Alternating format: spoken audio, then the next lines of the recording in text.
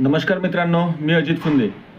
आपल्या घरातील बायांचे लाडक्या बहिणीचे पैसे बंद झालेले आहेत किंवा लाडक्या बहिणीची KYC बाकी आहे, अशा लोकांनी लवकरात लवकर KYC करून घ्यावे व पैसे जर बंद झालेले असतील, याच्यामध्ये बऱ्याच बाया बाकी राहिलेल्या आहेत किंवा पैसे येणं बंद झाले आहेत. कोणाला वाटते मी ITR भरतो किंवा माझ्या पतीच्या नावावर 4 व्हीलर आहे किंवा माझा पती ITR भरतो म्हणून माझे पैसे बंद झालेले आहेत. हे सर्व चुकीचं आहे. तर तुम्ही हे स्टेटस कुठं चेक करायचं, मी सर्वांना सांगणार आहे. हे स्टेटस कुठं चेक करायचं, कारण मला स्वतः अनुभव आहे. माझ्या घरात 3 बाया होत्या, तरी माझ्या घरातील 3ही बायांचे पैसे येणं बंद झाले. तर मी याच्यावर काय उपाय केला मी सर्वांना सांगतोय.